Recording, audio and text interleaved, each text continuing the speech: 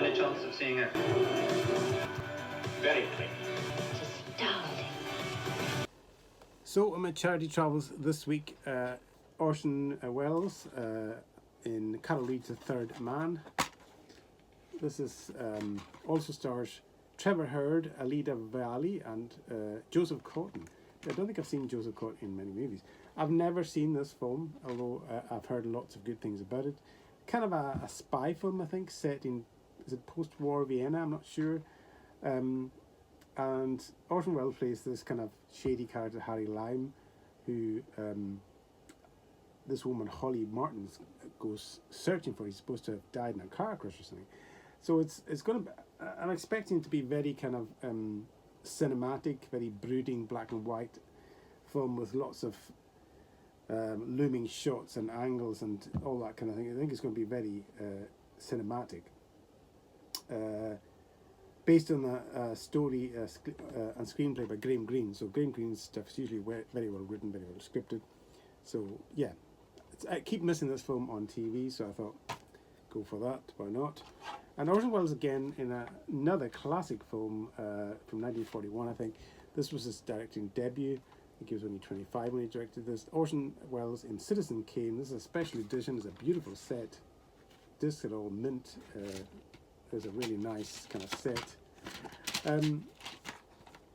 I've seen this maybe once, I think, and this film is regularly in top one of all-time great films by reviewers and that. And I don't know much about film, but it never did much for me. I mean, it's a beautiful cinematic film and really incredibly well edited, and for the time, it's an amazing film achievement.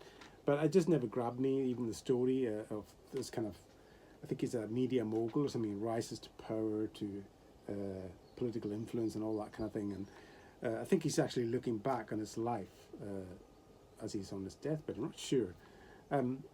It's a long time since I've seen it, but definitely worth another look. And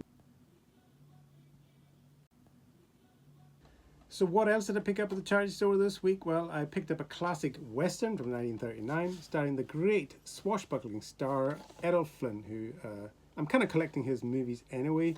But this is interesting, this film. It's kind of set in the American Civil War, and the characters that he plays is kind of the real historical characters.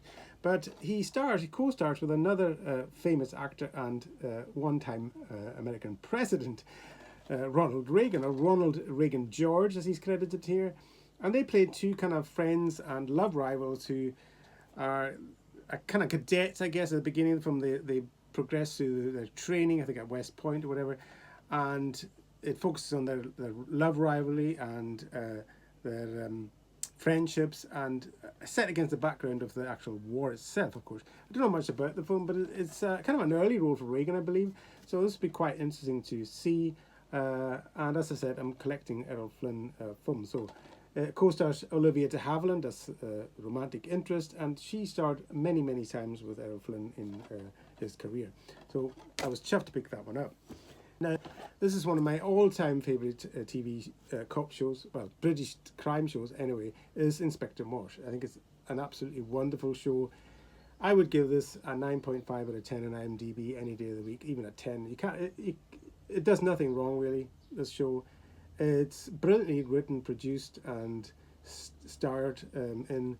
The stories are really in-depth and complicated, complex to solve, and they keep you engaged, you know, your brain. But the main selling point is John Thaw, who's absolutely incredible as Chief Inspector Morse. He just embodies the whole character. He's this intellectual kind of Oxford kind of born and bred kind of intellectual kind of snob, really. Not a social snob, but he's an intellectual snob, and he's into opera and all these kind of highfalutin things. And he has this kind of dynamic, this with his sergeant, who played brilliantly by Kevin Whately from Wheatiston Pet fame. And he's a born and bred Newcastle man, and he they obviously don't get on. They're from different backgrounds. I don't mean they don't get on in the sense of worldview and class views in that sense, but they do get on. They admire each other in many ways, and they always have each other's back. but the actual dynamic and the friction that goes along with the two backgrounds, social backgrounds, is great to watch. But John Thaw is just mesmerising in the role. He's just so wonderful to watch. And this show doesn't put a foot wrong, in my view. An absolutely brilliant show. So if you've never watched Marsh, give it a chance. It's a great TV show. So that's all for this week. Thanks for watching, and bye for now.